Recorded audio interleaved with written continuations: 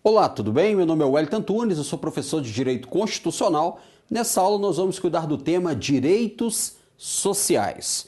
Eu procurarei fazer aqui na nossa aula uma abordagem com os dispositivos da Constituição e também com a jurisprudência do Supremo Tribunal Federal.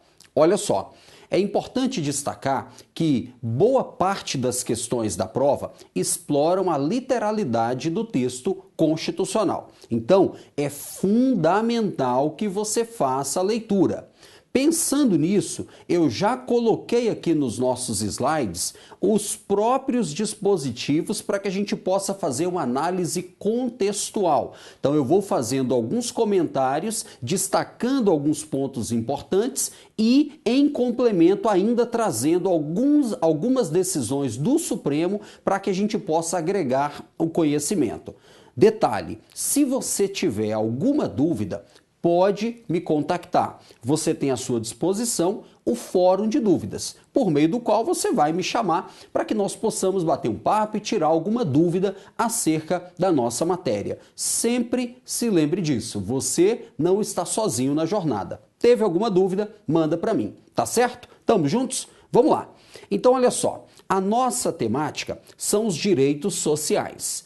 O ponto de partida são os artigos 6º a 11 do texto constitucional, beleza? Então, ó, dever de casa, leitura dos artigos 6º a 11.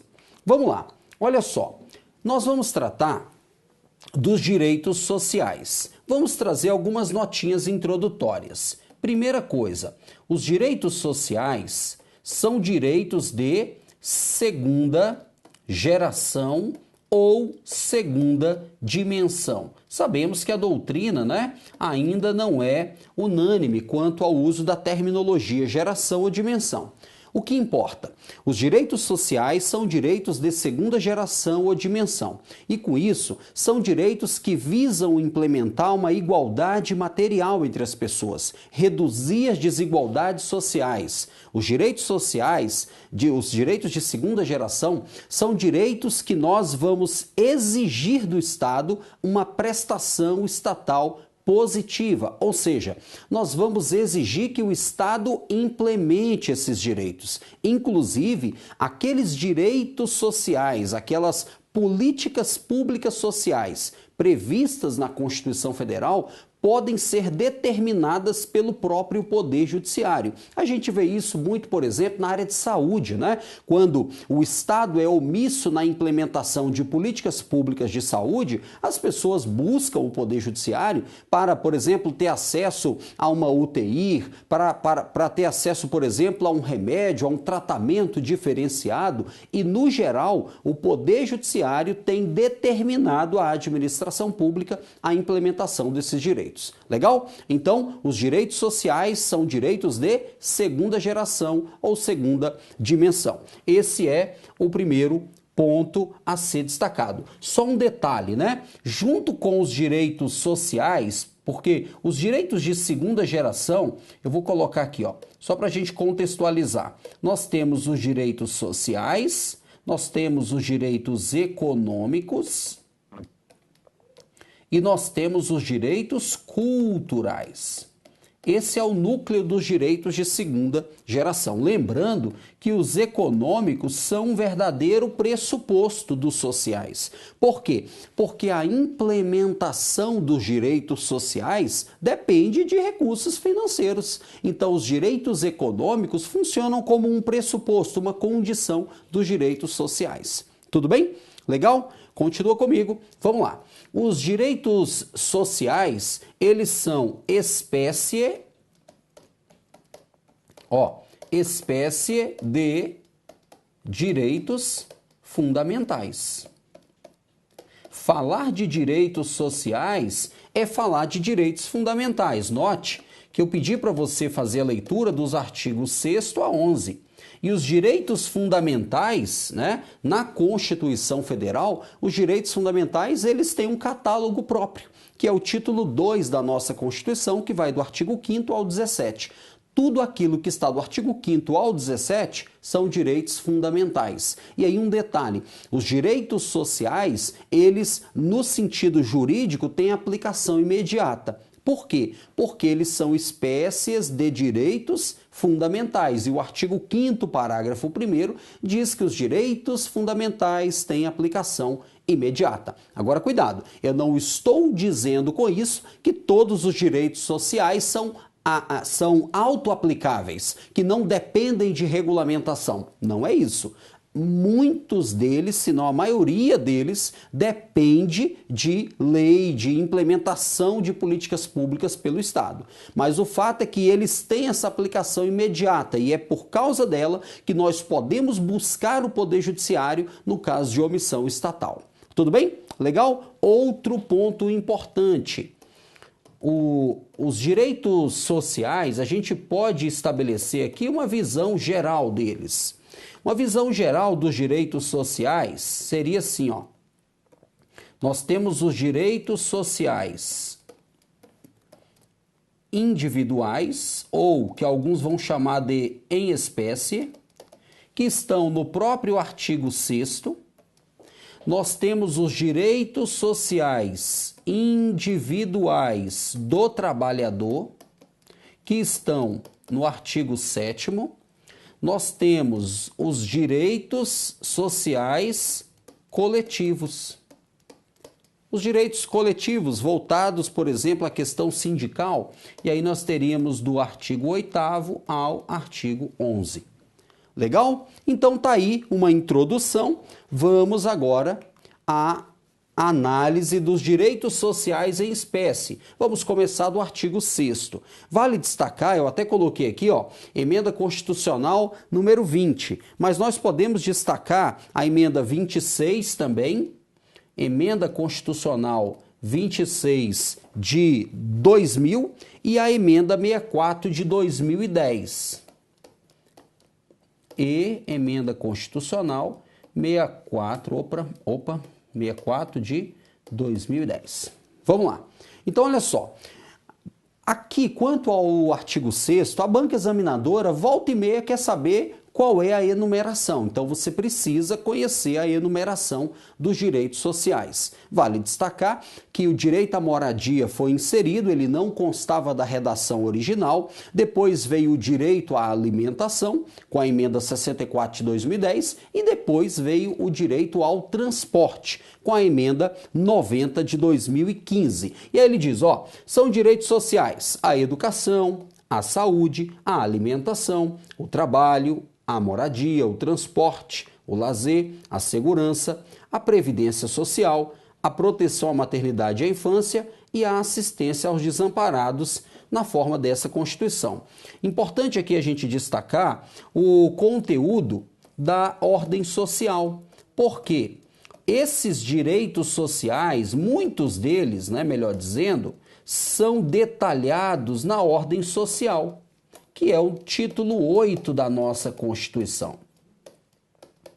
Então, um detalhamento de vários desses direitos sociais você vai encontrar no título 8. Então, por exemplo, lá nós vamos encontrar um detalhamento da questão da saúde, da educação, da assistência social, da previdência social. Vários desses direitos estão detalhadamente positivados lá no título 8 da nossa Constituição. Então, depois, se quiser dar uma aprofundada, pode fazer uma leitura lá. Detalhe importante aqui, como eu disse, ó, o direito à moradia, ele não constava originalmente, veio com a emenda 26, depois veio o direito à alimentação, com a emenda 64, e o direito ao transporte, com a emenda 90 de 2015. Existe um mnemônicozinho que pode nos ajudar apenas a lembrar desses direitos, que é o Edu mora ali, o Saul trabalha lá,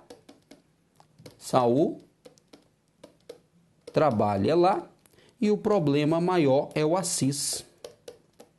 Isso aqui é só para ajudar a lembrar, beleza? Às vezes a prova pergunta, Assis prossegue preso. E aí nós temos, ó, educação, moradia, alimentação, saúde, trabalho e lazer, assistência aos desamparados, voltando aqui, assistência aos desamparados, proteção à maternidade e à infância, segurança e previdência social. Detalhe, note que eu deixei a sílaba tra do trabalho bem destacada. Por quê? Vou colocar aqui um elevado ao quadrado. Por quê?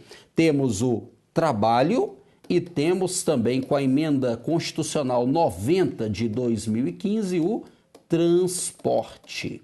Legal? Trabalho, transporte. Então, esses são os direitos sociais em espécie.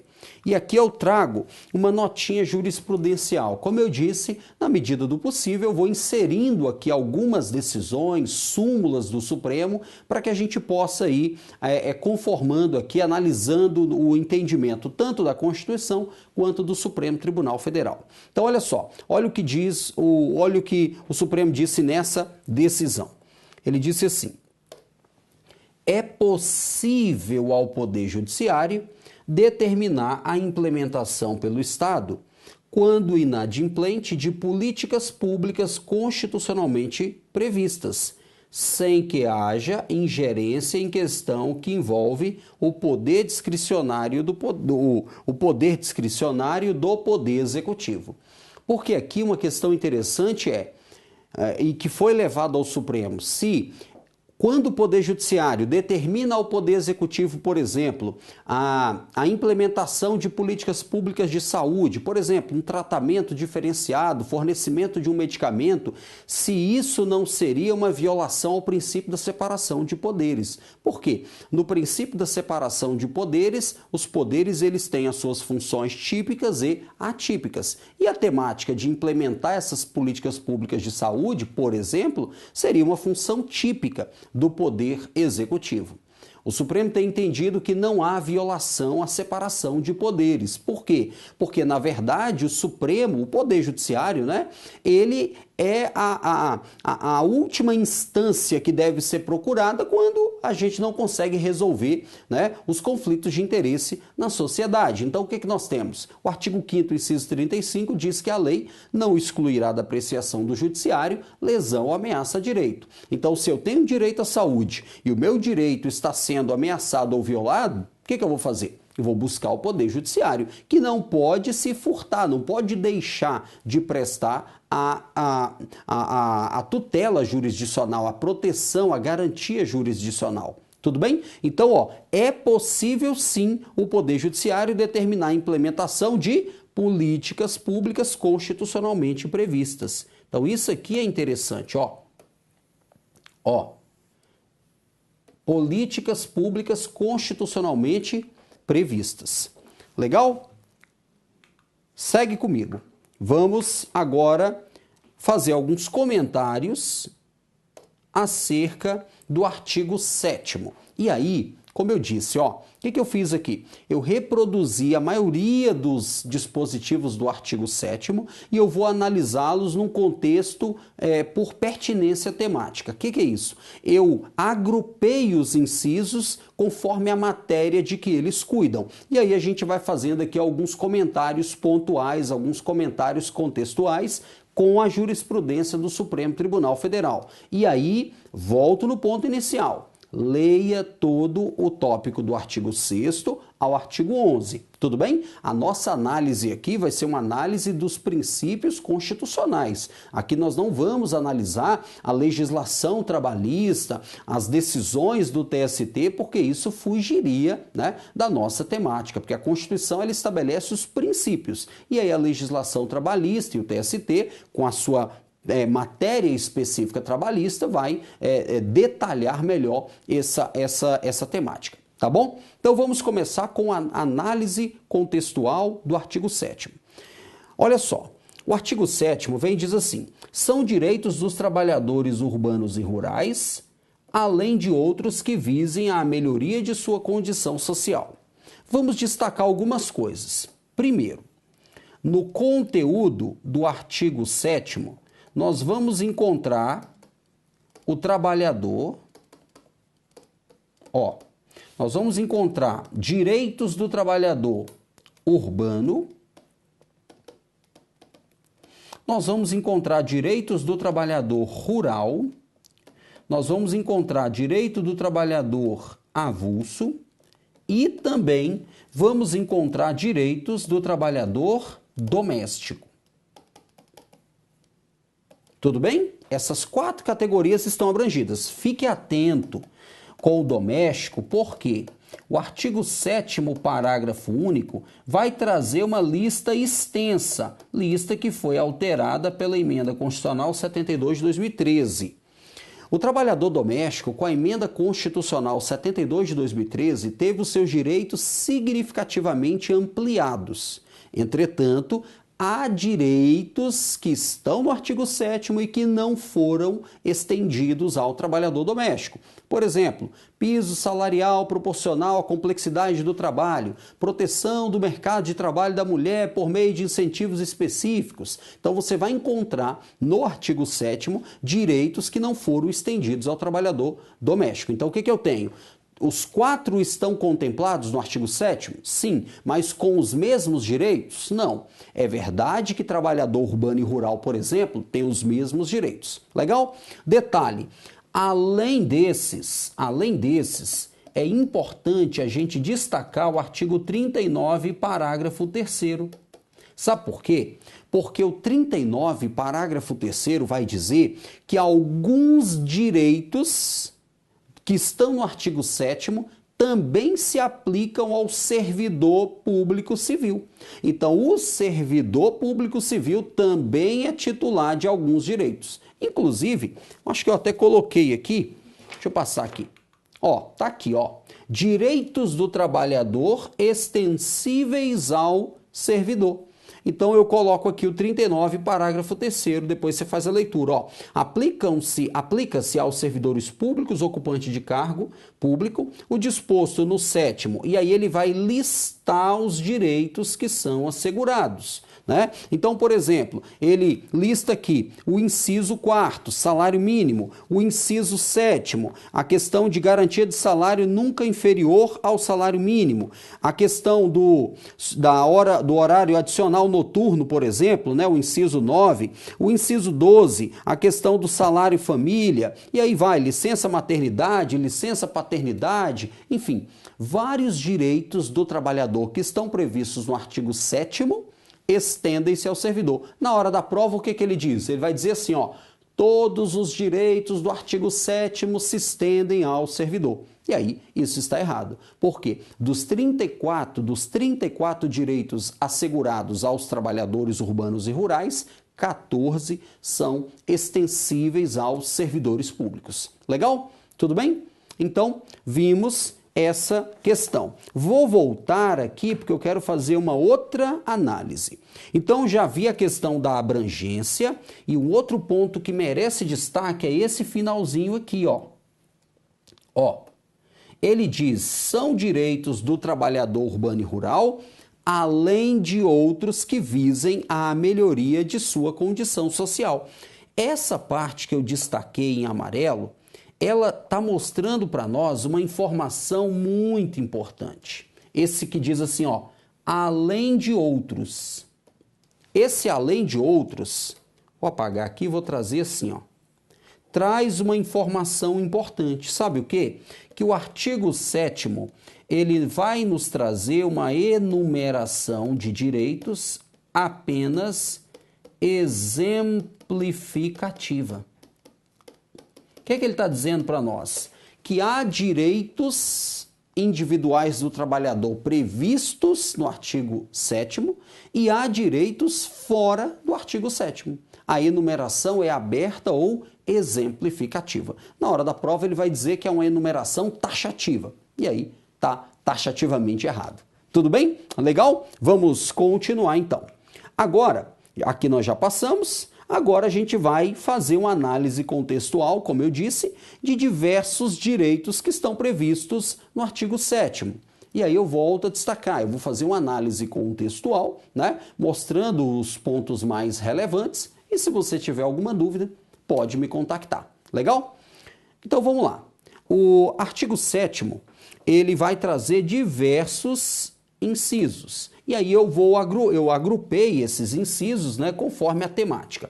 Então eu coloquei assim, quanto à proteção da relação de trabalho. Aí nós temos o quê?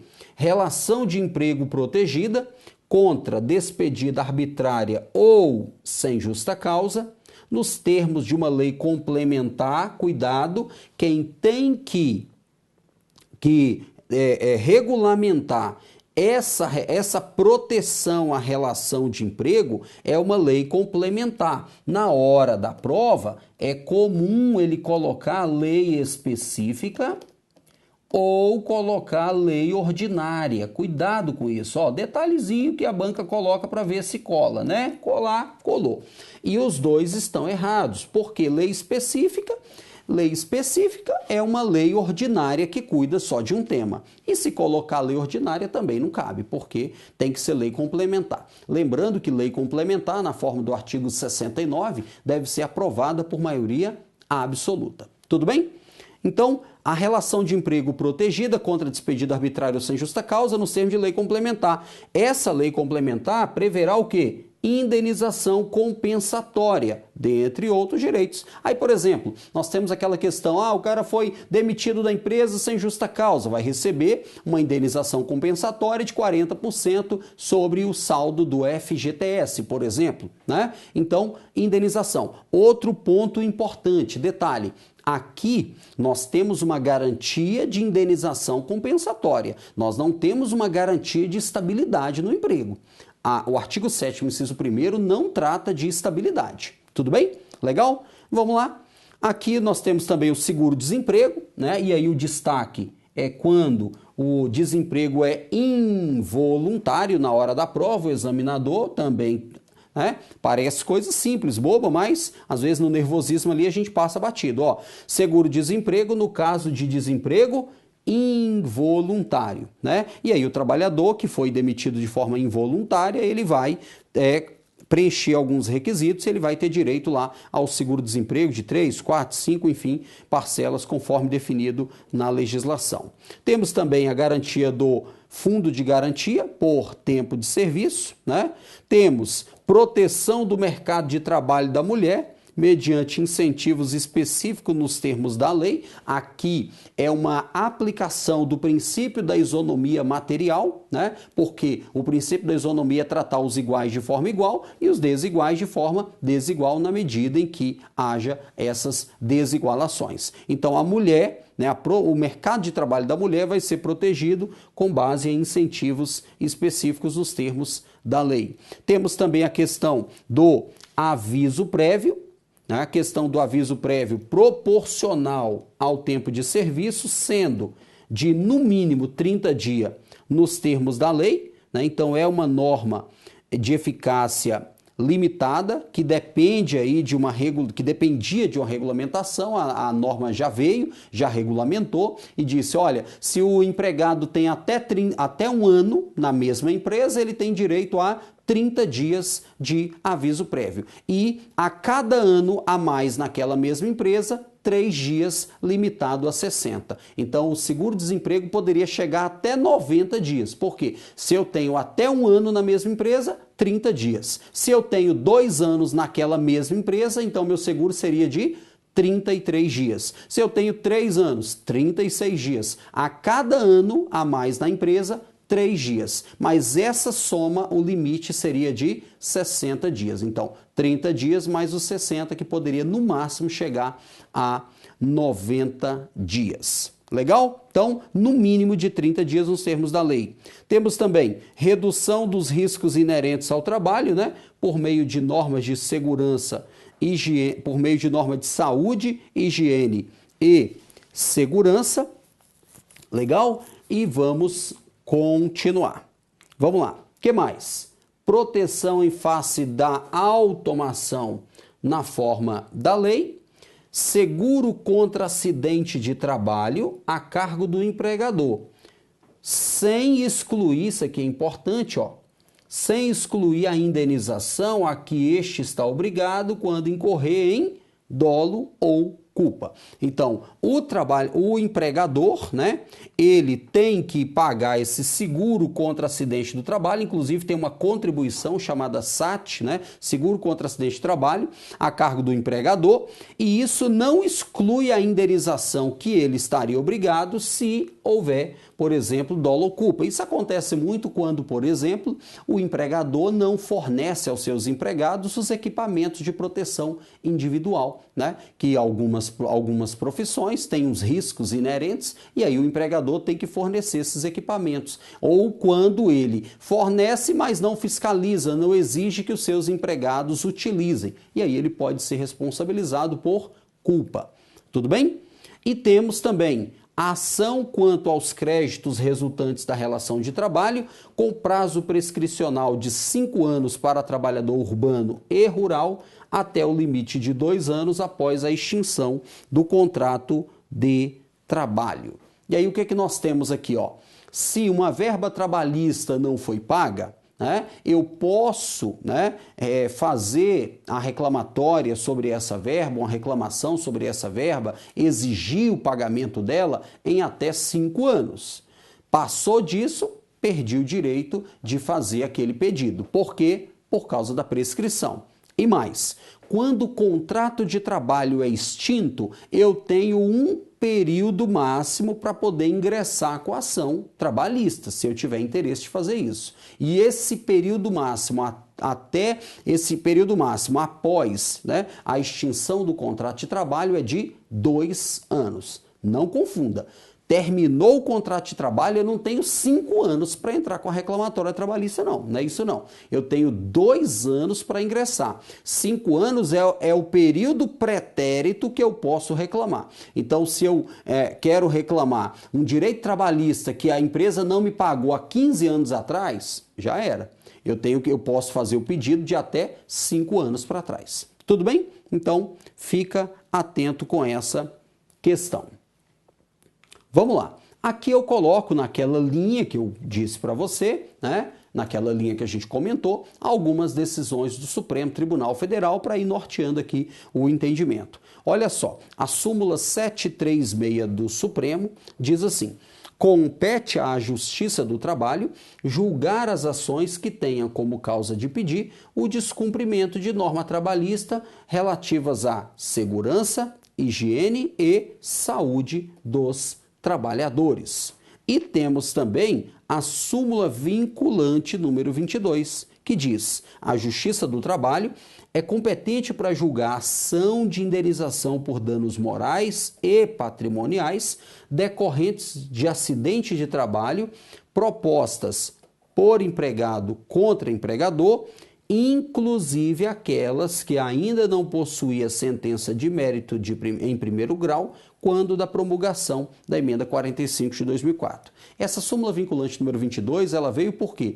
Porque a emenda 45 de 2004 trouxe diversas novidades na questão da competência da Justiça do Trabalho. Então ele diz, olha, a partir de agora, as ações judiciais, olha só, que envolva indenização por dano moral e patrimonial decorrente de acidente de trabalho, né? Isso é competência da Justiça do Trabalho. E esse entendimento vai se aplicar, inclusive, eu vou fazer o destaque, inclusive para aqueles processos judiciais que ainda não tenha o que? A sentença, que ainda não tenha sido decidido pelo juiz de primeiro grau. Então, vai ser aplicado esse mesmo entendimento. Tá certo? Então, vamos parar por aqui. Na nossa próxima aula, continuamos juntos. Eu te espero.